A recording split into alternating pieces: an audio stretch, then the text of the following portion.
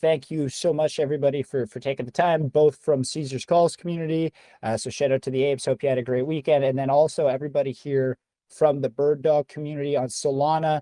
As mentioned, I've been really liking what I've seen from this one in my research. I know Will has some great things to say about the community. Just a little bit of a background, kind of the origins on this one. Initially launched on Solana March the 9th. Bird Dog started around 26K market cap. Unfortunately, around March 14th, the dev kind of, decided to walk away. It happens a lot. It seems Solana is like the most frequent for these community takeovers, but there was a community member, Sugar, who kind of took the reins, and with the help of a few others, they really were able to, start pushing this back in the direction that some of those members that jumped in early were really hoping for. After the community takeover, they pushed it to their all-time high, around 9 million on March 16th, 17th timeframe. Currently sitting around 1.5 to 2 million, which is again great. They're kind of in terms of market cap, there's one on Ethereum, a Bird Dog token that's around 4 million. These guys are sitting just under 2. If they're able to flip it and kind of keep going up from that standpoint, there's a lot of eyes around the narratives, with Matt Furie's Boys Clubs, and Bird Dog is the last character that was created and kind of added to the Boys Club. So, we've seen Pepe. We don't need to talk about Pepe. Everybody knows where Pepe went, but we've seen, some of the others like Brad and Andy, really take off as well in the past. So there's definitely, again, a good appetite for these types of memes, and the fact that the community on Solana has stayed and have a chart looking like that for over a month is one of the reasons why I know Will was excited, and myself included, to really break down more and how these guys have been able to do it. So they have a comic book in the works. They got a game in development. They've been really pushing that community and branding initiative recently with things going on like their game nights, their movie nights, different meme contests, and they kind of cycle in some weekly initiatives and incentives to keep people active and motivated. So again, doing a good job. I'm excited to have them both on the channel today. Make sure, again, you guys are always jumping into the community. Make sure you're paying attention throughout the AMA, have your reference material up, and, always do your research. But from the community standpoint, very impressed at the staying power so far. And I'll pass the mic over to Toto and Roar to introduce himself. Thanks for the introduction. Yeah, I think you summed up pretty much everything that we've been up to since the community takeover. My name is Roar. I do have a bit of a background in different areas within the crypto ecosystem. So I have more of a DeFi background for the last, I think, 2.5 years, 3 years, specifically on Solana, but I also have ties on ETH. And yeah, I think, as you mentioned it, the way BIRDDOG, or at least, this vibrant community came to be is after the takeover that took place on the 14th of March, initiated by Sugar. And we actually all on our ends, with no type of alignment or coordination, kind of were interested in the narrative of BIRDDOG, bought in, and then as within community takeovers, you buy the bag and then you realize, okay, cool, there's plenty of things to do. Everyone seems to be motivated to turn this into an actual win. And yeah, it's been quite a ride for the last month and a half. But yeah, as you mentioned, I think we've managed to quite keep the pace, keep ourselves within a pretty decent market cap, make sure that what we deliver is focused on the community, and that, we really try to bring added value to the people that join us. And we try to remake I would say, the BIRDDOG community as one to stick with. Well, yeah, no, sorry, I wasn't sure if you were done. I was going to jump in and say, yeah, it's great to kind of have you here. And, we've seen these, I alluded to it, right? With these other Boys Clubs members, some pretty high market caps have been achieved. And, you guys are just over a month into the community takeover, and the chart's been holding up pretty well. And a lot of the times, it's funny enough, because a catalyst on Solana is just having staying power, right? And just having a community that stays active, and having a chart that, looks attractive over a month, 2 month, 3 month period. So you guys are well on that track right now. I just wanted to kind of jump in because I wasn't sure if your mic had cut out. But yeah, if Toto wants to just jump in quickly and maybe introduce his role within the community before we continue, that would be amazing. So my role within, I actually found this project in passing. I'm a wallet sleuth, so I was sleuthing wallets and ended up finding this project about a month ago, and I really liked the narrative. I didn't know there actually was a fifth member of the boys club, being Bird Dog, and um, I initially saw that it was kind of, when I compared it to other projects, because I'm fairly new into crypto from like a just community member standpoint, it was kind of lacking in some regards. So I just wanted to get active, and my IRL job, I'm a dev, so I was just very vocal, and the rest of the more active members saw that, and I unofficially became the community manager. Um, Within our project, a lot of people have kind of different roles unofficially. One of them being, dev. We actually have a community dev team. One of them is actually who made this website. So if you would look into our previous website iterations, we had everything that you see that really represents BIRDDOG was made by a community member, which is really awesome. But that's my role. Really, I'm just the community manager. Well, again, it's even to have somebody with your skill set on board is really helpful, because one of the things, and I'll just go into a little bit of an aside, with community takeovers as a whole, one of the things you often hear as a bit of a pushback, or some of the negatives or misconceptions about them, is just the lack of funding. Well, with somebody with your skill sets, being a wallet sleuth and having that ability, not necessarily saying it's a route that you guys will go, but I've seen, communities decide to pool or create little treasury funds to help, generate additional funds through investments of projects.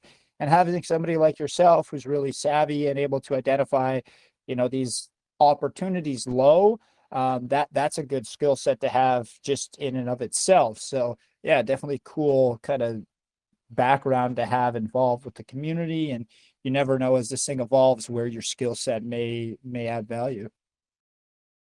Yeah, it's actually fun that you mentioned that, because on 2 points, right? The point number one is the variety of skill sets around the table.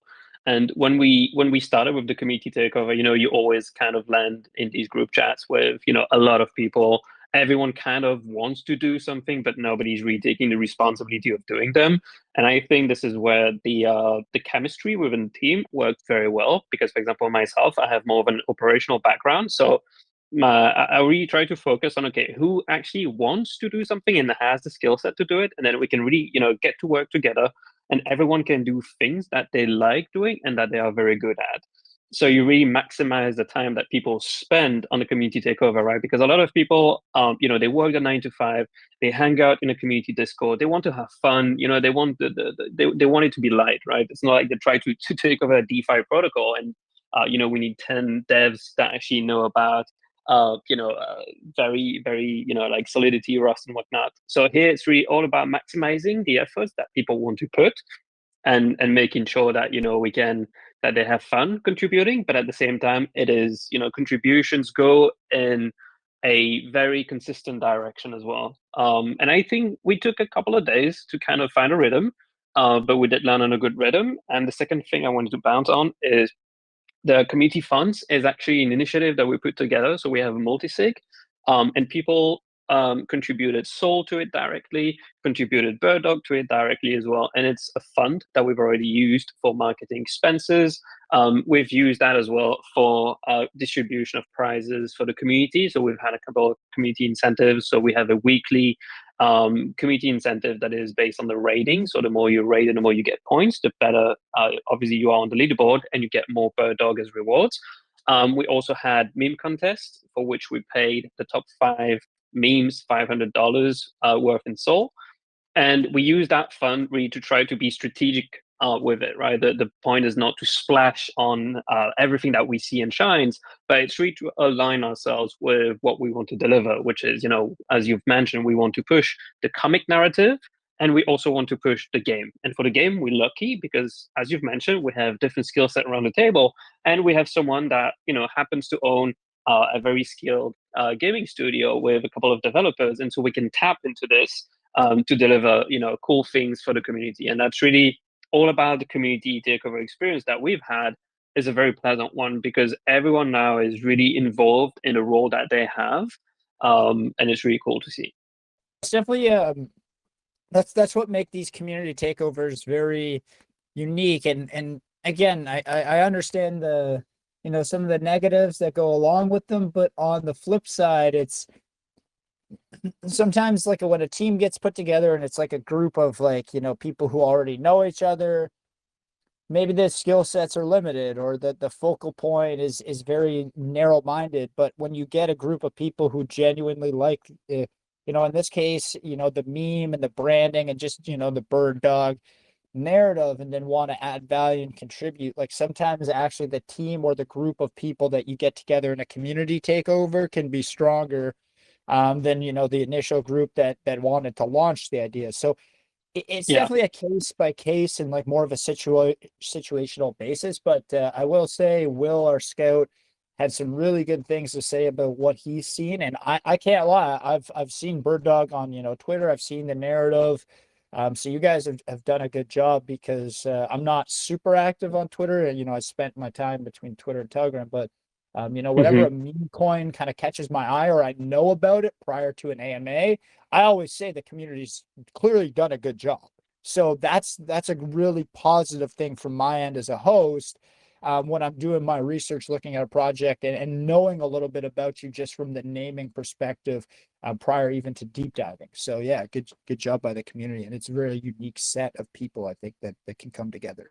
Appreciate that. Yeah, and I think, on top of having that different type of skill sets and everyone that likes the meme, there's also the fundamental fact that everyone is incentivized to make it a success because everyone bought in. Right? Everyone has a bag of various sizes, but everyone has a bag and everyone wants to kind of work for his bag, which is really, it is incentivized by nature when you do a community takeover. But here, it's really, it's really taking now a dimension and that we really like, right? Because people have fun doing what they do. And as you've mentioned, looking at the chart, we've gone through, ups and downs, literally. And it's very funny to see in different communities how people react to price action. And for us, we have a very fun tendency that when things start to go down maybe on a price, and it's not something that we pay attention to on a daily basis, but people will say, oh, we're going down, why are we going down? It is at that moment that the community picks up in terms of intensity of the raids, in terms of quality of the raids and whatnot. So thank you really for the kind comments on the community, because it's something that Toto has been putting so much effort in.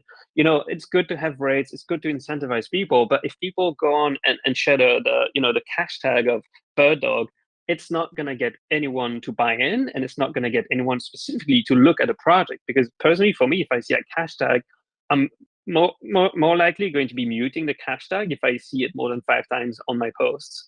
Just because it does not tell me anything about a project. It does not try to educate me about, what is that project about? And the quality of the posts that we've seen from the raids has increased exponentially. And now the quality is really about, well, this is Bird Dog, this is what we do, this is the community. Want to join us? Feel free. And then, then it gets there, and then we can get the organic growth that we really want, right? Because it's all about basically preaching what we do and hoping that it resonates with people. And if it does, awesome. You can join us and we can, figure something out. And if you don't want to do something specific, it's cool. You can also hang out. You can play, during the game nights that we have. You can just, watch a movie with us. You can just vibe in Discord, in a Telegram.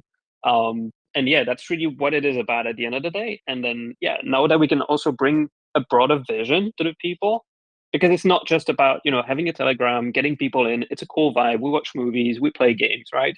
We really want them to be part of something big. And that something big for us is really pushing the narrative of Bird Dog. As you've mentioned, there's a Bird Dog on Eve. There's probably a Bird Dog on Base as well. We want to do things differently, and we want to focus on the unique selling point that we have, which is us taking the narrative of Bird Dog further than what's been, within the boys club, and at the same time provide an actual game. So, it's not going to be Flappy Bird, quick thing done. It's really going to be a game that is going to be bringing everyone from the boys club around the table, and everyone can play it, and it's going to be a fun game as well. I love that. And, with the one thing I always like to ask communities that are super active and have taken over a project is, you touched on it. You kind of alluded to the fact that it took you a little while to find your footing. What have been some of the effective ways or the ways that you think have brought really a good ROI? Maybe it's in terms of new members joining in, maybe it's response to a specific contest, signups, whatever it is. But like, what have you guys felt like has been really effective when you guys are going about, your rating, versus like, where have you guys had to kind of tailor that approach? Like, that's one of the things that I'm always curious to see how teams are evolving and kind of learning, going through that process. That's big for me. Yeah. I think on that, at first, right, we wanted to rate, so we were lacking content, right? So we went through a couple of iterations before landing on the bird dog that you see today. So we were lacking content, and then there was a bit of, it was not super consistent. So I think what helped us be consistent was the meme contest, because people have fun doing memes. For us, we have, plenty of content, and, Toto's been scrolling and showing all the memes that we had, and, we had so many of them, and that helped us catch attention. Now that you can catch the attention by having good memes on a timeline, you can, within the post, try to educate. And we've seen a huge ROI on those ones, because what we used to do and what we still do today is showcase the boys club narrative, right? So we showcase the boys club, we showcase Brett, we showcase Pepe, and so on. And we imply with, if you guys believe in the meme narrative of, the boys club, then we are a project to look into. And that has been very, very good on the Plus EV side of things, because a lot of people have joined the Telegram. And when you join the Telegram, what we do as well, and that's a suggestion from Toto that I think is amazing, is you have the breakdown of what's been happening in the last couple of days, couple of weeks within the Bird Dog community. So when people join, they see, oh, okay, this is the update that I have with this project. Cool, awesome. I still have a couple of questions. And then by nature, people ask questions when they join, right? So they are incentivized to actually kind of, ask questions and interact. And yeah, we've seen with these people starting to interact, then these guys become community members. Then these guys share more things when we have the community calls, because we have a community call each week with everyone. And then you have more involved voices within the community sharing. And so someone that was lurking the timeline a week ago can become a core member a week and a half after, and then he can actually have, a key suggestion. And we had that, for example, with someone that said, oh, by the way, we should maybe pay attention to what's happening on YouTube Live. Maybe we could grab the attention of someone. It did pay off. We grabbed the attention of someone, streaming on YouTube. And then we had a positive impact, because we had a lot of people joining the community as well. So for us, that's really the more genuine we can be in the interactions that we have the biggest ROI, because at the end of the day, people want to have a project that they can really relate to, right? That's really the main thing that we're focusing on. Especially, it was a good thing that Solana was kind of, in the gutter for 2 weeks or so, maybe a bit more than 2 weeks, because it really helped us focus on that. Right? There was no point in trying to get people to buy or to sell. I mean, there was basically, it was 2 weeks of no buy sell, pretty much, at least, for us. And so the main focus was really, okay, we're gonna like double down on educating what, on one hand, we do, what we've done, because it's also good to show track record to the people. Look, this is a community takeover. This is where we come from. This is what we've achieved, and this is what we are going towards. And so these things we could actually share. And I think now when you see us interacting, we really try to put the emphasis on that. So when we do the rating contest, we do pay attention to the comments. And if we see someone that is just being repetitive with comments that have no value and add nothing to the table, we'll definitely not be rewarding for comments, because then it just defeats the purpose and it swarms the timeline with something that we don't want to see. I think that's really smart. Again, I loved your initial answer too about the content. It's super important to have something and create something unique to your brand, and then really that's when you're going to start to see more of the connections form with people, and the retweets, the reposts, and it's a smart really smart kind of stepping stone for the community. So, really did like your answer being that you guys were lacking in the content, and the content had to really grow before you could start to push, because you're going to Yeah, see a better response once you have, more unique and standout stuff for people to connect with. Great, honestly, great answer. So yeah, very well done. thank you. Yeah, no, so it's kind of from there, how are you guys leveraging the creativity and the content from the community into things such as your comic book, right? And how are you guys intertwining like the artwork, the creativity from your community into what you're trying to push, which is like the narrative or the actual official like storytelling of Bird Dog and Yeah. like the Boys Club?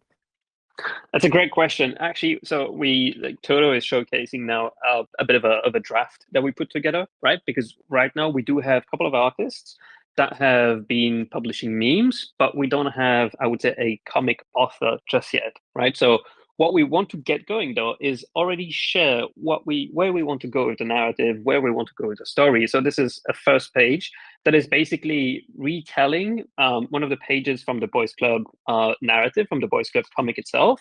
And instead of Bird Dog just walking away in this case, Bird Dog is actually going to the, he's actually being invited because, yeah, he's asked, hey, dude, do you have weed, right? And he says, well, yeah. And then, they become best friends. That's kind of like the sum up of that page. And how we want to go about it is that we want to keep on growing so we can make sure that we can, keep on scaling in. And these will definitely be funds that we'll be putting towards making this comic. Sure, we can keep on adding on to the storytelling because the story is actually telling itself. What we do to kind of give a few hints about who we think Bird Dog is. At least that is our interpretation. Bird Dog for us is the guy that loves his grandparents. He lives with them right now, and he wants to kind of make it in a way for them, and then for himself. And yeah, he's not very lucky in life, so he decides to take a 9 to 5 job, being a pizza delivery guy.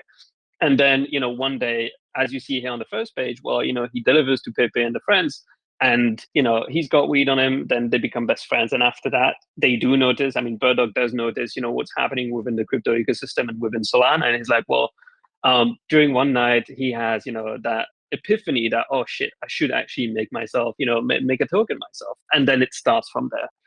So kind of something relatable to the people in a way of working a 9 to 5, be it working for pizza delivery, working as a corporate drone like I used to do for 10 years. Doesn't matter, it resonates with a multitude of people and a multitude of backgrounds as well, and we just want to take it on a very funny storytelling, and that's how we want to kind of push it. So that narrative that I just explained is actually the fruit of discussions that we've had with the community. So over 10 people sharing ideas, crafting where Bird Dog is going. And how do you guys, because like the Boys Club and the character is obviously a creation from Matt Furie, how do you guys scale or create something like a comic book that's playing off of a character created by somebody else, and do it in a way that like pays homage and is done tastefully without like kind of just like taking? Because I know that's one of the I guess the separators for projects or these Mm-hmm. Boys Club narratives is the ones that have really done a good job of paying homage and trying to even give back towards Matt Furie, because he couldn't monetize these memes the way that people can on crypto, right? I feel like Yeah. those projects have often had a bit more staying power. So I guess it's a weird question of word, but I'm trying to get at like, how do you guys create the comic to pay homage to the Boys Club and Bird Dog, but still be unique or far enough difference that like it's not a direct like copyright or like copy and paste of what it's Yeah. about? Like, how do you put your own spin on it but still pay homage? So like, I guess that's the best way to word the question. Absolutely. I think that the answer is twofold, right? And if I miss something, Toto, please, don't hesitate to chime in. But number one is for Matt Furie himself, what we've also done as a community incentive is that we've set aside an amount of Bird Dog that was raised by the community, and that is still ongoing, by the way. So we've reached out to him as well via various, I would say, channels. So far, he has not responded, but we have set something aside because, as you've mentioned, right, we have, so that meme was created by the original dev. We've taken it over, but still, it's his art, and we feel like it's the least of things to have something set aside for him. However, however big that may be, however much percentage of the supply that may be, it's for him to take if he wants. We absolutely don't want to stand in the way of anything like this. And it's, it for us, we also have other ideas. If he replies, we do have ideas that would be even putting him in a very, fun and good position if he wishes to do a couple of things. And in terms of funding, that's something that we can also afford if we decide to do so. But yeah, that we'll see if he does react. And on the second hand, in terms of the character himself, the Bird Dog character as he stands was, I would say, not developed as much as we plan on developing him. So it's not like we're taking the comics and giving it a full different spin. It's just that we use the exit of Bird Dog and kind of, instead of taking it as an exit of the character out of the comic or out of that window of, the comic itself, we actually, invite him back into the narrative with the boys club.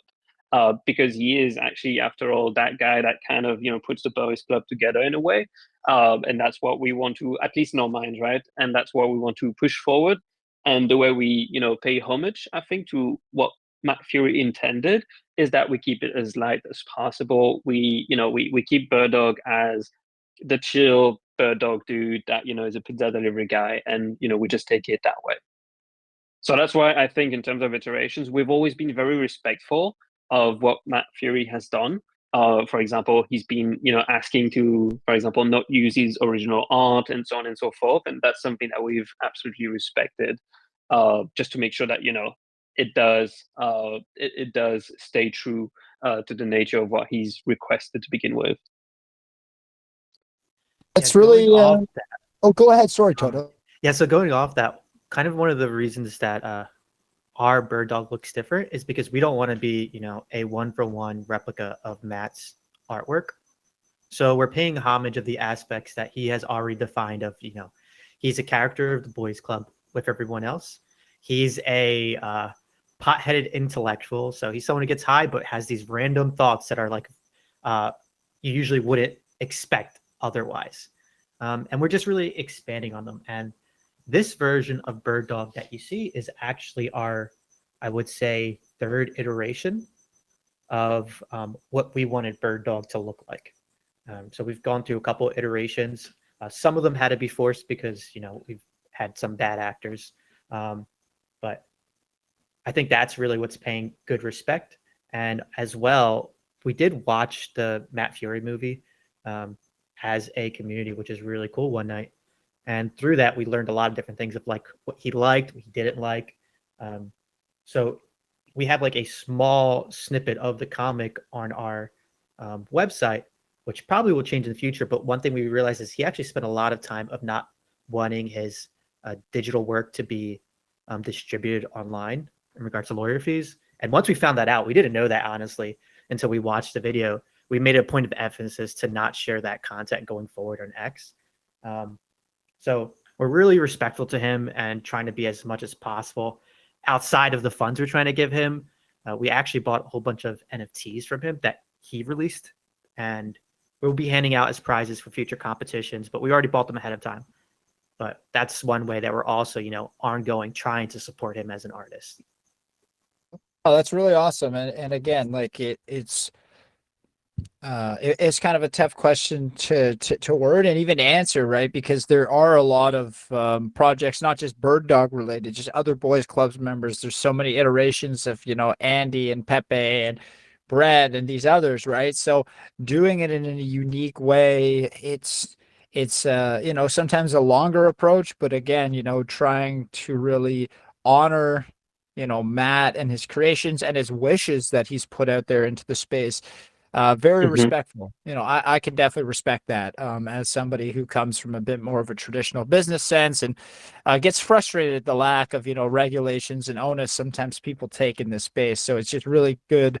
And I can, respect the fact that you guys are honoring what he's asked. And, over time, I said, staying power is one of your probably best assets and weapons you can use. So the more you guys kind of keep pushing that approach in the space, you're going to get recognized, right? And if Matt, for example, potentially sees this and sees how you guys are operating, the like the homage to what he's done, but not copying it, doing it unique, but still, making sure everybody knows it's because of him and his, inspired by the boys club, I think is really important. So, yeah, I can't wait to see the type of engagement and, contests and type of content or whatever you guys do for those NFTs. I'm sure those will be a hot ticket item. Yeah, I think they're gonna be they're gonna definitely be fun, and we also want it to be fun for the people of the ecosystem, and so we do have a couple of plans, and these plans are really aimed at doing a community push an event, right? So it's going to be very exciting to see. But yeah, don't want to share too much either, just to make sure that we keep some mystery for the next couple of weeks, because we do have a lot of things in the pipeline, and yeah, and I think it's also a good way for us to keep the community engaged. But for sure, as you've mentioned, I think combining the uniqueness of what we can hopefully bring to the bird dog narrative and paying respect to the original creation for us is absolutely important. And as you've mentioned, having been the victim of another project stealing our content, it is infuriating when you spend countless hours, when the whole community is trying to do something original, do something fun, and do something unique, and then you see that content being copy pasted not even 15 seconds after it's posted, or not even 10 minutes after it's posted, onto another buy bot, for example. It drives you insane. But at the same time, we saw that as an opportunity to be even more unique with our approach, and really, I would say, focus on the uniqueness of what we can bring. And that is very difficult for someone to copy. Sure, you can copy an illustration, but can you really copy everything that carries with that illustration? Not that easily, unless you put at least twice the effort that we put in. And we do this we are very, very much heads down into this, so it's very difficult, I think, to outwork us on the same project if you want to use the same assets as we do and whatnot. So I think now we are kind of through that phase, and now we can really focus on, I would say, positive things for the community in the broader sense. I think, again, it makes a lot of sense, and I'm excited to see how people kind of interact with you as you push these different initiatives. And yeah, you've had a very, very engaged community throughout the first, 5.5, 6 weeks since the takeover. And I'm assuming as you guys continue to grow and like I said, the staying power keeps, multiplying, it's going to add value. That's one of the interesting things about Solana. I think a lot of times people miss the psychological factors into that, is like bigger investors or larger players won't often buy Sol projects, within the first month, because they want to see how the price action, the community and stuff holds. And a lot of the time, as we've seen, most will hit their all-time highs unless it's like just a pump and dump, which you guys clearly aren't at this point in time. It doesn't hit its all-time high until much later. So I think you guys are on a great path, and the steps you're taking kind of mirror how we've seen other successful Solana-based takeovers, hit all-time high and continue to push and grow their communities. So yeah, like again, the thought process behind why you're doing what you're doing, and your answers have been really solid so far.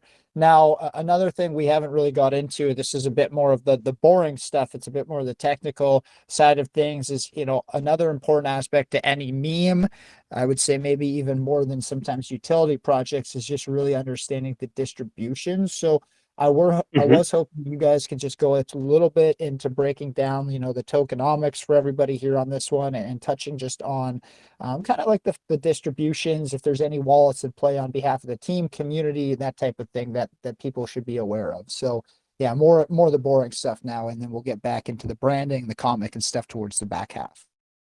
Yeah, absolutely. So as much as the community takeover knows what you're buying, you just know that who bought, right? So full transparency, we keep on running a couple. Toto ran a poll a couple of weeks ago, a couple of days ago, I think, asking, how much of the supply do you own? It's anonymous, so we know how much who owns of the supply, right? And us, at the moment of the takeover, we knew as well that, okay, Sugar, he invested a lot of money in this project. We know, that, he's got a certain amount of the supply, so it's 5% of the supply that he owns to this day. Part of it has been redistributed to the incentives as well, and that keeps on being redistributed to the stuff that we need to be able to push forward the project, to incentivize the communities and whatnot. Overall, from the people that we know that have been answering these polls, we own 50% of the supply within the community itself. Now, to a various degree, we know who's got a bit more than the rest. But things right now, that's what we see and know in terms of distribution. So for the rest, it's not like we launched the token, we had 100% of the supply, and we could distribute it in a very, we knew exactly 100% where the tokens go. We just tracked back the main transactions at the beginning with the devs that just sold everything for, I think, $100K US profit or something. And from that, we all bought in, on our own ends. And then we just got together and then we realized, okay, cool, this is, who has the supply? Well, I have that much, I have this much. And then we could really, I would say, take decisions based off of that, right? Do we have enough trust to actually now start building something off of this distribution? And I think the actions that we've taken in the last month and a half do show that we do have trust in the people that are around the table, because we have support from people that bought in early. Sure, some people probably bought in, on the call that they saw that it was a takeover, then they sold, which is fine, right? Because then you have a more healthy distribution. And I can definitely say for sure, the people that we have now in the community are definitely a lot more engaged than they were at the moment itself of the community takeover. Because I think we went through a bit of a flushing period, which is for us very reassuring, right? Because now we know that what we are building and what we are going towards, which is, a gradual, slow increase of, the growth that we have, keeping everything organic. Well, we know that a lot of people sold early because they lost patience. And I think it's a good test, right? The test of time to the people that buy in the project. If they sell within 1 week, 2 weeks, then, you're very happy that they're out. And now we can really gradually, scale up the project itself.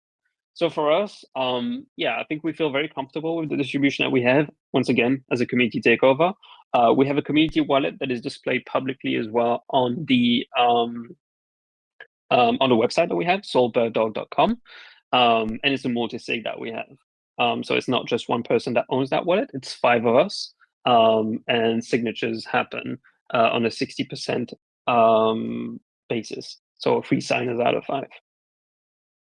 And to add to that, the poll is of active community members. So not to clarify, the previous dev has 0 supply. Of the active community members that we have, that choose to engage on a day-to-day basis, we know that we at least have 50% of the supply amongst us. So. And again, like that's a good amount. Now, is there anything that you guys are doing to ensure that, they'll stay active? Again, people obviously want to, if you guys go on a nice run, people are going to want to take profits here and there. But with roughly 50% of the supply being held by like those active community members, are there any way to potentially scale out OTC deals over time? Like, just making sure that the impact on the chart is minimal as those people involved are looking to potentially take some profits. Because that's the thing with memes, like, everybody's in it to make essentially, make some money, but you have to do it, or you hope to do it in a way that's ultimately respectful of others and the chart and the project as a whole. So just trying to see what you guys plan as you scale for that. Yeah, I mean, for us, sorry, go ahead, Toto. I think this is probably the great segue in regards to like how we view this being a sustainable project, because obviously people want to make profit, and our unique narrative and push outside of regular memes, usually, meme launches when CX listing, pump, dump. That's not very sustainable and healthy for, people's wallets and I think the crypto ecosystem in general. So for us, our goal and focus is really to create, games that are fun, that people want to engage in. And from that, derive revenue streams, either from ad shares, and that will feed into, potential bird dog buybacks and burns, and make this project way more sustainable and fun in the long time. Because, rocks get 200 mil market caps and dump the next day.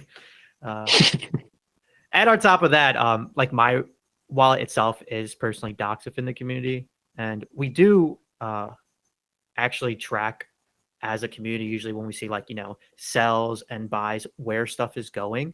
So that's something that we're pretty transparent about, which I think is pretty unique. So whenever we had red days, it's pretty funny. It was kind of like a party, like, oh, this, especially during the early times, oh, this guy's selling, and we're all just like waiting for him to get done so that we could just buy. Yeah, so just staring at the DCA happening. Yeah, we got through a lot of those. Yeah. But overall, the people who are holding right now are very strong believers into not just the short-term side of the project in regards to price action, but engaging on a day-to-day basis with this project, not because it's just a meme token and there's a financial incentive, but because that's the type of environment and community we're creating. Yeah, and to bounce on that I a think bit, that, in go terms ahead, of Roar. solutions. Sorry. Yeah, in terms of things, for example, right, when we mentioned, oh yeah, we also have something on the side for Matt Furie, which is quite a substantial supply, or could become a very substantial supply. Imagine we give 4% to someone that maybe does not care. So what we have in mind as well is that if we do these type of things, we also give away in a vested way. So they have contracts via Streamflow, so we also limit certain type of impacts. And as you've mentioned, right, as Toto has said, I think in terms of community, we keep each other in check. There's at the same time no shame if people want to exit. And it's something that we are being super respectful and understanding about as well, right? So we are very open to the idea of, okay, at some point, if someone wants to OTC out or OTC in, yes, that could happen. Right now, we've had personally, I've had people ask, oh, can I get OTC deals now? I'm like, bro, it's 1.7 million market cap. It's not now that you want to make an OTC deal, just buy off the market. It's a very good valuation right now if you believe in what we do.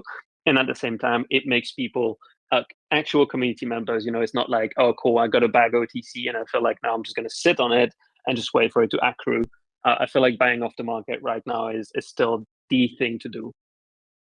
100%. And, definitely was curious more so in the future. And you did touch on that, but, with regards to where you're at right now, it seems like things are, it seems like things are set up pretty well. I mean, I like the community engagement numbers that you guys are pushing out on your different posts and your socials. Community's fairly active when I popped in and checked it out as well. So, yeah, like again, from the back end, the engagement side, like you guys have been doing a good job. What do you think is next in terms of releases? I know you mentioned the gaming studio connection. Is there going to be some beta testing available, maybe for people who are holding certain amounts of Bird Dog, people who are maybe top raters? That could be maybe an incentive you guys work in as you roll out beta testing on the game. Those most active rating participants could get access for short-term periods of times. How do you kind of scale out and now start to set the expectations and the timelines for more of like it's not true utility, but it's kind of like that supportive utility that you're going to push out just to more add value to holders and kind of engage with people that are active in the community? Yeah. So in that regard, what we are planning on doing with the game is release it as a beta, definitely to the community. We don't want to gate it. I think we have a pretty tight knit community, and we want, since the game is not just quote unquote going to be about BIRDDOG, but it's going to be a bit more broad. We want people to share their experiences and to share their feedbacks with it. And I think it's also a good way for people to kind of get them more involved if they were not involved up until now. Because the way we want to do the game is, it's a game that will need balancing. Eventually, people will be able to bring things to the table. People will be able to recontribute in terms of, okay, the game meta is such as right now, we need to balance it out. And so people can suggest new things and whatnot. Also, the nature of the game that we have, Toto kind of touched on it a tiny bit, but it will be something that we can develop further for two areas. One area is ad placement. Because if we believe that we get enough traction, it will be very interesting for other projects, meme projects, to potentially get ad placement there. And so the revenue that we'd be getting would be directly fueling the community wallet that we have, so we can do more bigger incentives and more pushes. And if we need to, we can also recruit whoever we may need. And the second aspect is potentially, as a new upcoming meme, those memes could have an incentive as being represented within the game itself. If they think like, okay, cool, the guys and the community playing that game is something that resonates with us, we'd like to also have our own meme displayed and represented within the game itself, then that can also be something, down the road as a way of scaling the game itself and scaling the community, because then, more and more people play the game, more and more people know about, the project that is behind the game, and then you can kind of reach escape velocity and growth, I think, if you put something in the hands of people, right? Because as I've mentioned, it's not just about BIRDDOG. It's going to be boys club narrative focused, but not just that either. So it's going to be broad enough that anyone within crypto is going to have a good fun, is going to have a good laugh looking at the game and playing the game. That I can tell you that much. Yeah, no, and that's, I don't want it to be too technically like savvy. You don't want the specs to be too difficult to download. People that need to have a rig, something that's easy, you can jump in, jump out, even if it's just on a web browser on your phone, something like that would be good. Now the game, is it planning to be scaled out into like a downloadable app, or would it be more of like an extension based setup? Just trying to figure out how easy, or like the barrier to entry for people to actually play and access the content in the game. Yeah, for sure. So the first thing that we have right now, we are iterating on a downloadable client, as you would have with any other studio. We're exploring how we could potentially have it in a browser, because the game itself does not require a massive PC to run. Far from that, actually. I think the base itself, is not going to say 10 years old, but it should run on things that are more than 10 years old with not too much trouble. And yeah, in terms of I would say that's the main focus that we have right now, is trying to make sure that the client itself has no friction, just getting to the game. And then once you are within the game, to give a bit more insight, it's a bit of a deck builder type of game, right? So if you've played Magic the Gathering, if you've played Hearthstone, you will be familiar with it. But we are well aware that people building a deck can be quite a task. So what we'll be doing is that we'll make sure people have pre-established decks that they can pick from, and just go. Honestly, the moment you launch the client to the moment that you are in game is literally 10 seconds. You just have 3 clicks and that's it. You can play the game, and then you can play around. And it's actually quite intuitive enough so that people don't feel overwhelmed as well. And so that's what we want to try to have, right, in terms of friction, because obviously a game is always, what do I need to do? Is it going to be too complicated? Is it going to be complex and whatnot? It can be, I think, okay complex, but the point of the game is really to have a fun cards game that people can hop on, click a deck, start playing, and it's very easy to I think get acquainted to it. That's really smart, and you gotta kind of minimize that barrier to entry. If you do that successfully, you're going to be able to increase your user base, and then like the value that you can create within the pool of users can grow up. You can then look to monetize it in a sense. You could run kind of like weekly leaderboards, and integrate that in to maybe have a percentage of points that are on the weekly prizes come from the game, percentage come from like the ratings. So then you're pushing people to really interact with both of your different kind of focal points at the time. Definitely a lot of different ways you can go about leveraging the game once kind of it's built out. So no, that's smart. Sky's the limit for it. Like the ideas you've mentioned definitely are on the I would say on the cards, and then much more, which is really nice, right? Because then really sky's the limit in what the community can come up with in terms of how can we monetize, how can we incentivize, how can we make this fun, but also sustainable, right? It's one thing to have something fun, but just have to make sure that it stays, I would say, sustainable and with a decent growth. So number one point, fun. Go ahead. Needs to be fun, and it's all about fun, and just Bird Dog is someone who goes with the flow and vibes, and that's, you know, the characteristics us as a community want to drive forward. And really, memes should be fun. You go through your regular 9 to 5 stress, and out of all things in crypto, you have to worry about scams left and right, pump and dumps left and right.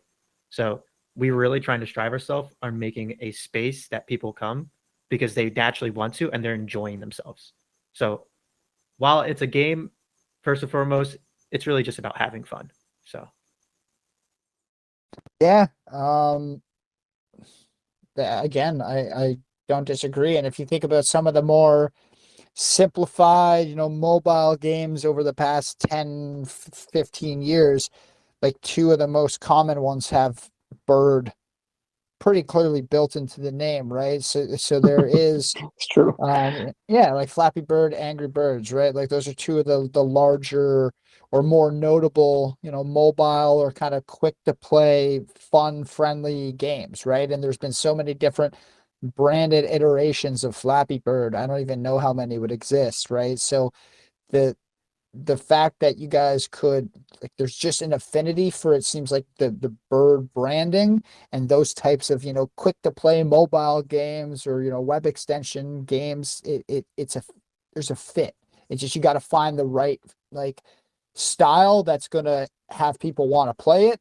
And then once, like, you have that initial base established, like we've seen those types of games, the branding, the naming, take off in the past. So it's, again, timing and finding the right starting point, I think, is like really where you guys are at when it comes to like that stage of the project too. So I'm also like, the way I run these, if there's ever anything, any really important pieces of info or things that maybe we haven't gone into a ton, don't hesitate to just jump in and say, hey, Maurice, we'd love to cover off this topic a little bit more. We haven't spent as much time. Let me know if there's ever anything I missed. I'm just kind of going through, some questions and preset talking points that I had set out ahead of time. But yeah, never hesitate to interrupt if there's anything I'm kind of missing here. I actually can speak on that aspect. I think on what makes us very unique, especially in like the meme culture across different chains as well. So right when I got involved, I really, one, when we came to like marketing and rating, really tried and targeted the other characters, especially on chain, because it just made sense. And me being a really nice person, like, hey, like, let me just reach out to them. Since we were helping boost their engagements, they were really friendly. But we try to keep that up in regards to relations. So we're actually pretty friendly and have had collab spaces with a lot of the other characters, even cross chain. So a few of the Ethereum characters, there's like spaces held. We're constantly talking with Andy on Blast. And yesterday we actually held a space with Pepe on Soul, which is really, I think, setting us apart because we're open to those collaborations with other characters, even if they are, cross chain. Though that's mainly because, we're pretty confident in our community. And I think that's what really separates us apart from a lot of other projects. It's just are willing to, recognize the good that other projects may be doing, especially when it comes to community engagement. So for instance, Andy on Blast had like a trivia night, and I thought that was really cool talking to him over there. So it's just learning and taking that feedback with the main goal of actually, creating our community. Because a lot of people say, oh, we have an amazing community, blah, blah, blah, but they're not actually doing anything with it. So that's kind of like my little take on what separates us apart. And I think is really our value at the end of the day, because that's going to drive, the explosive growth. You accumulate more holders over a longer period of time, and that, solidifies floors as you go up on level and price action. And then from there, you become explosive. So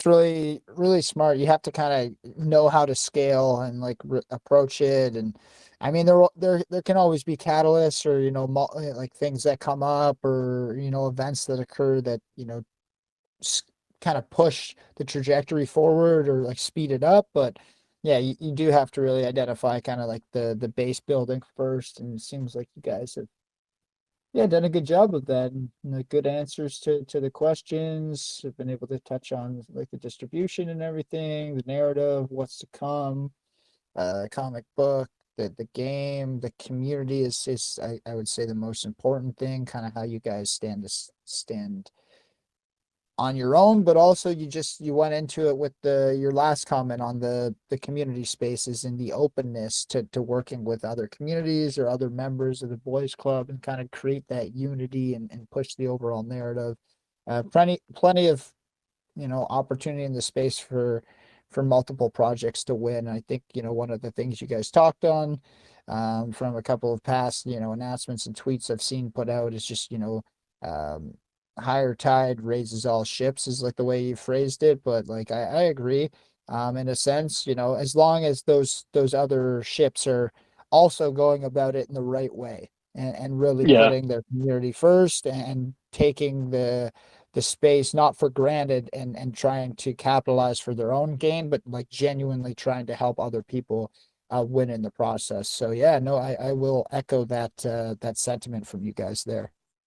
Yeah, one of those specific projects that we're really friendly with is actually the wolf that's on Ethereum.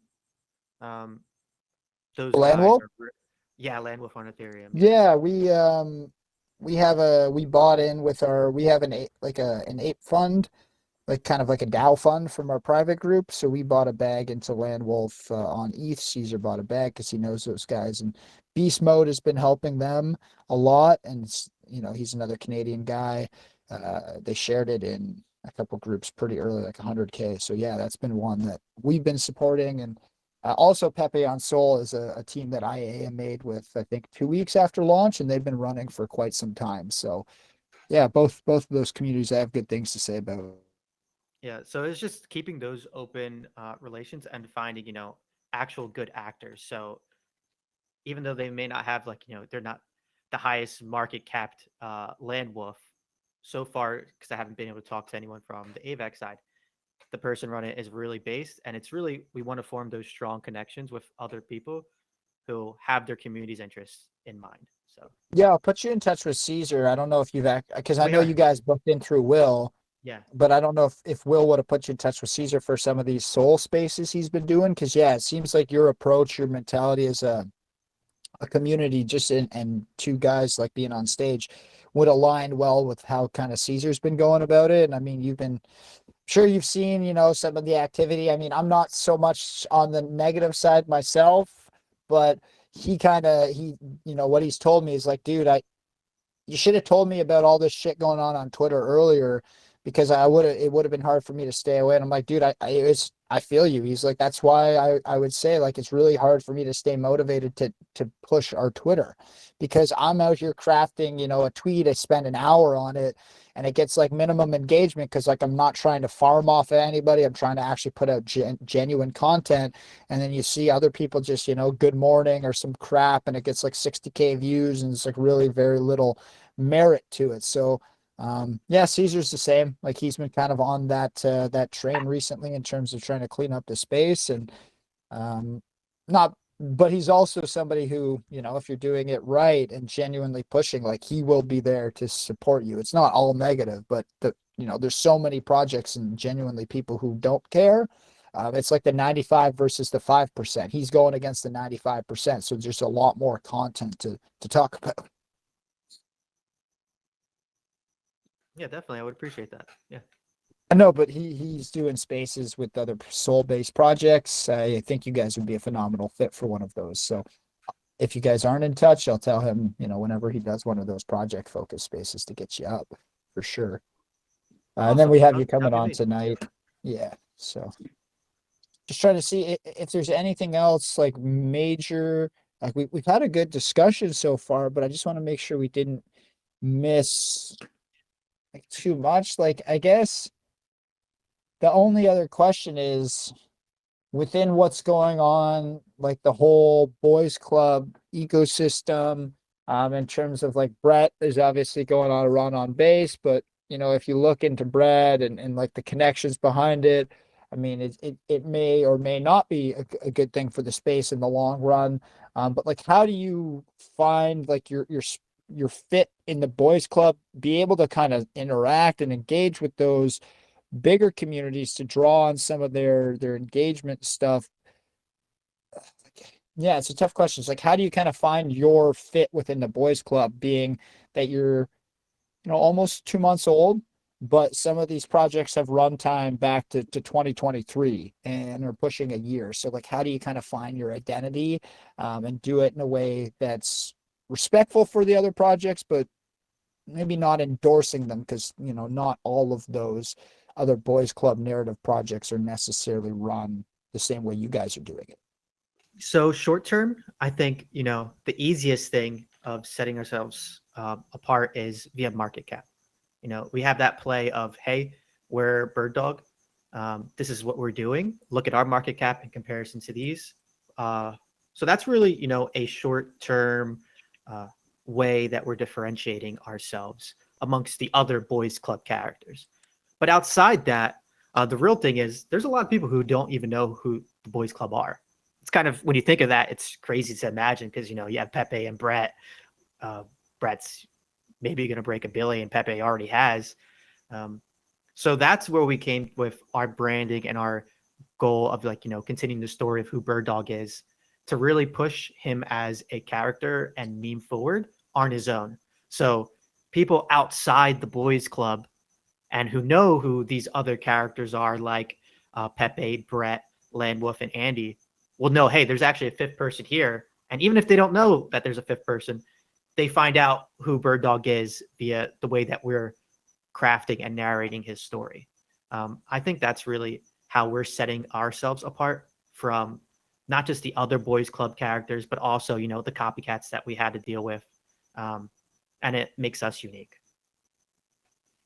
No, I think that's smart. And like you said, engaging and slowly, building up relationships with some of these other communities and characters that you've seen similarities and have had good runtime, seem to have positive kind of sentiment around their branding and their community in the space. That's really a good approach from you guys, for sure. So yeah, no, like for me, like you guys, in terms of the identification on how you were going to push and scale, for like going back, then generating the content, then really scaling up once you had more content to put out there, respecting Matt Furie's wishes, creating more unique and individually branded, BIRDDOG character that's not necessarily drawing on copyright, but still paying homage. Really good. The comic book, you guys had mentioned, you have the content, you're just necessarily looking to maybe scale out the storytelling and the narrative side of how you would write it and what exactly it would be about. So that's good. Then the game, you mentioned, the community members development studio, so a little bit of shortcut in terms of ease of access, and you kind of went into a little bit on how that would work for holders versus non-holders, some perks. I guess in the area we didn't get into much is marketing. I typically don't go into marketing a ton. I hate the when marketing questions personally, because I always am like, well, they're on an AMA, so that should just answer the question inherently. But for anybody who's maybe a bit newer, what are you guys planning for the outside the box marketing? More like engagement based stuff. We'll go that route versus traditional like calls and listings. So anything Yeah. outside the box maybe that you're excited about coming up? We did a couple of things outside the box. We had a billboard, for example, in California on the way to Tesla. And we even did a contest. If anyone could post a selfie under the billboard within the next 24 hours, we'd be sending 500,000 BIRDDOG. Quite frankly, when we did that, I did not think that anyone was going to go there and take a selfie. But a couple of hours later, someone was in a Telegram underneath the billboard. And, well, obviously he won. So these type of fun activations are things that we think about. Stickers in real life activation, putting a sticker and taking pictures in the city where you're from, all these type of things, right? As you've mentioned, we don't strongly believe in this sex listing narrative. It is useful if the maturity of your project is such that you can guarantee good liquidity on the DEX, good liquidity on the SEX, and then it can move forward as a next step. I think it's something that is just in the growth stage of a company, or of a project slash meme. But yeah, for us, that's not really the thing that we do. What we do is more, quote unquote, the guerrilla approach, where we have something coming out, we're going to be on the timeline, we're going to be rating, we're going to be doing meme contests, we're going to be doing art contests, we're going to be trying to do these type of out of the box stuff that is really focused on the community delivering user generated content. Because at the end of the day, this is the stuff that makes everyone laugh. This is the good stuff. And that's what also resonates the most with our community. So yeah, so these are, I would say, the main things. For the game, we have something a bit more quote unquote classic in a pipeline, and that's going to be a trailer. Because we want to do something visually appealing as well, because what it does help. But yeah, these are, I think, the current steps that we have, and our biggest marketing approach is obviously being present, as you've mentioned, right? And AMA spaces is part of marketing, is part of getting mind share. But I think one of the biggest tools that we have in terms of marketing is the community that we have that is rating 24/7. And so we keep on making sure that these guys in the trenches, we provide the best content that we can. We generate the best content that we can. We have the best discussion points that we can share as we rate the posts on Twitter, so we can keep on being relevant, right? Because the narrative may have changed 2 weeks ago, not specifically for us, but what makes people tick on the timeline, and we have to make sure that we adjust to that. We may have to make sure that we stay relevant, and that's something that we super focus on. No, I think again, really, I was just kind of reading along some of this stuff from your. Although I've gone through that April 11th tweet that you have pinned up on your socials in great detail, doing my research and in the prep, definitely helped kind of understand some of the upcoming initiatives that you guys were pushing and what some of the focal points would be. And yeah, I think the other thing we didn't really go into a ton is the fact that you guys genuinely for messaging, how you guys word your tweets and your posts, genuinely seems like there's a lot of love towards the bird dogs, the bros that are in there supporting you guys and have been active, even if it's newer members, just anybody who gives you guys the time and are willing to jump in and see the movement. It seems like you guys do have a lot of love and support for those members, which is really good. So yeah, from my end, I know Will was a big fan of your approach to the community, and he'd spent some time watching, as he always does, before ever looking to interact or bring you guys in for an AMA. So yeah, I'll echo whatever it was that Will saw, and you guys have done a great job with regards to the presentation, identifying a good brand.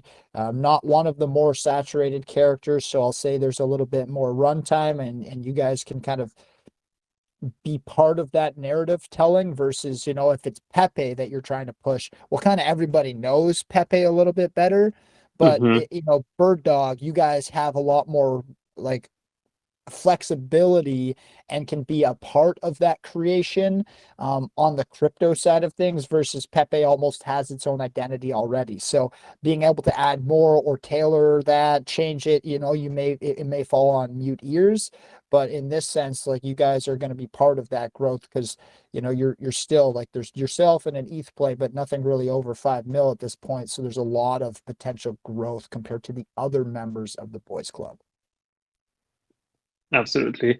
Yeah. And, back to the point for the community, if it was not for them, I don't think we'd be spending that much time trying to do something fun. And since everyone is stepping up, it's also very pleasant, right? It's not a community that is carried on the shoulders of 2 guys or 3 guys. It's a bunch of guys. And, we can go to bed knowing that, nothing's going to go to shit. Well, because, the community is there and the community is stepping up. And I think that's a transition phase that we had at the beginning. It's kind of, it's fragile. Nobody kind of feels safe just yet. But now we're really at that stage where, we can sleep, no worries. We can wake up later. Everything's fine. Everything's running. People are taking their responsibilities all around the clock. And that's what it's about. And, for sure, they deserve all the love because they show up every day, and every day we also show up, and it's fun. And as Toto mentioned, it is about fun, right? It's like we go to the to like the boys club for ourselves, right? We go to the bros club, we go on Telegram, and personally I have a shitload of Telegram chats, and that is one of the very few that is not on mute, or that is not, off notifications, because it's very pleasant. Even if we have, a price button there, even, sometimes you have spam, it's always things that I want to be interacting with because it's fun. And people always bring kind of a light note, depending, regardless, sorry, of market conditions. And that's what I look forward to when I open up the chat. I love it. Again, personally, I'm gonna pop in, I did join up, but spend a little bit more time actively participating in the community, in the days moving forward in this week. And then I'm excited to see the type of response that you guys get on the stage tonight in terms of the space we have at 8 p.m. I think, the branding, the Bird Dog name will get a good response. We've had, I think, all the other members of the boys club up on stage except for Brett in the past. So, Nice.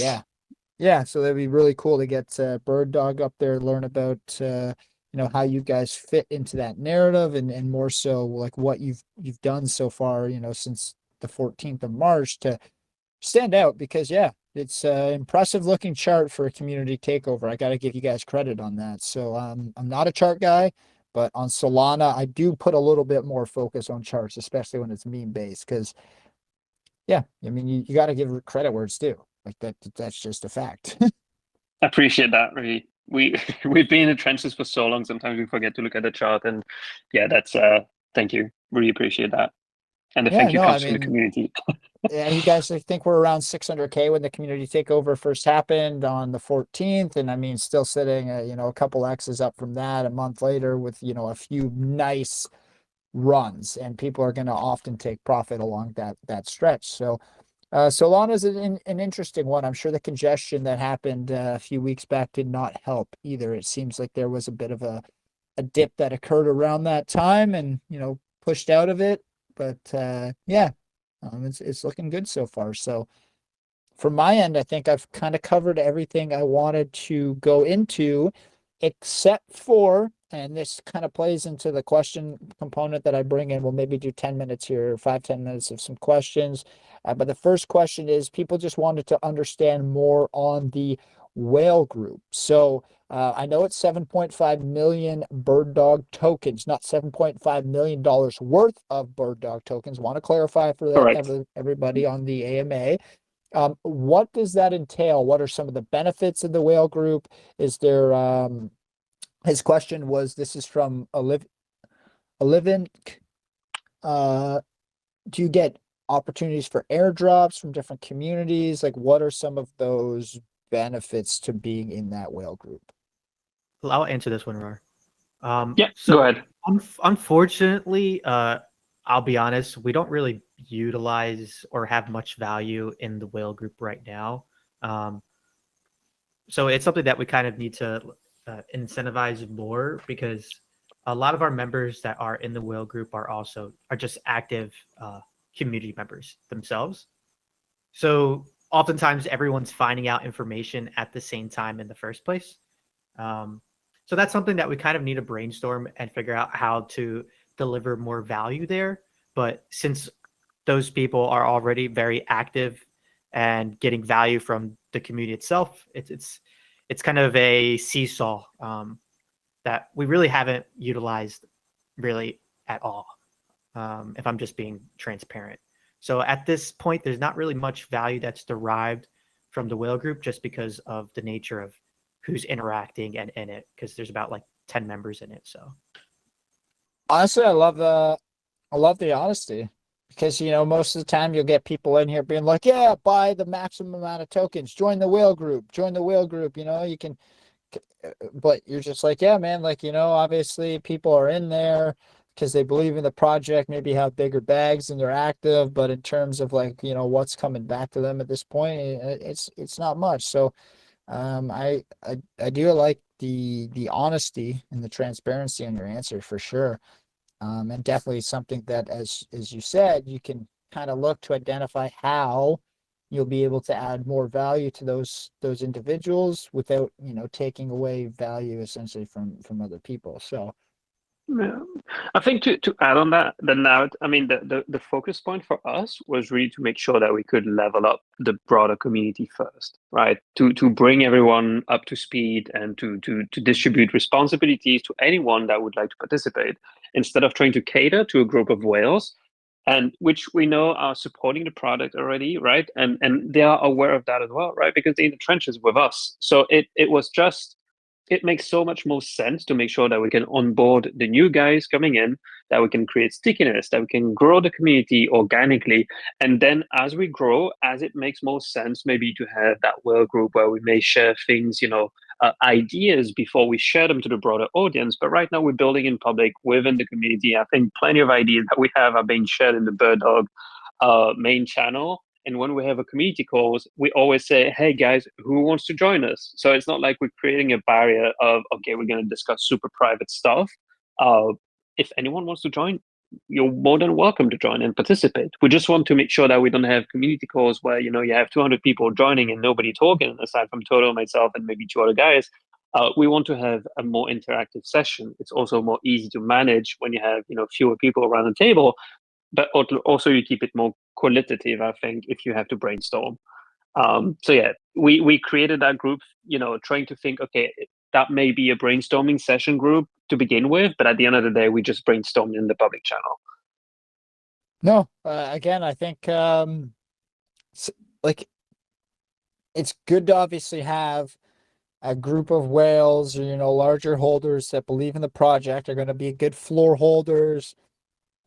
Like you definitely want to keep them incentivized or up to date. But I think where a lot of projects misstep is they essentially turn that whale group into like an alpha chat or like an exclusive information portal where, anybody who's just an average person is almost at a disadvantage because they don't have the money to buy into a group. And it actually dissuades a lot of smaller or mid-sized investors from participating in those types of projects. So I will say, I like the focus on the public. I like the focus on the overall community right now. And, you need those groups, you need those whales, you need those floor holders, 1,000%. Everybody understands that. But not giving them too much control or too much essentially like leverage or benefit over just an average person, I think is very, very important.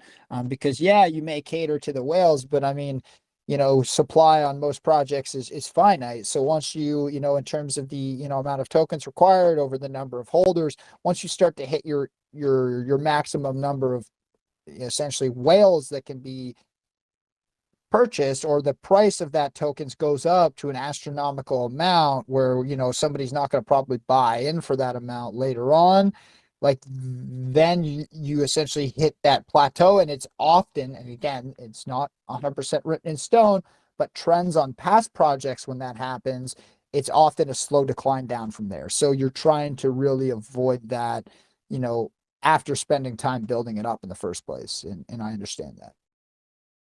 Yeah, absolutely. No, really, really well put, guys. Again, great detail and great thought behind your answers. Personally, I'm not typically into the memes as much, but I have really been impressed by a lot of the projects coming here lately, because I'll say the focus on memes now when projects are going about positioning themselves in these AMAs has become much more about like the education, the community, the support. And I'm feeling like back in the day, it used to be more about the hype. And I'm really, it's nice. It's refreshing to see like, everybody's taking more of an approach on education and the right things now versus just, chase green candles, like it used to be back in the day. So yeah, great work, guys. Again, from my side, Appreciate very it. impressed. And I'll give you the mic just to close out. But final statements from me are just every time, if you haven't yet, go join up into the Bird Dog community. You can find all the links on our Telegram channel.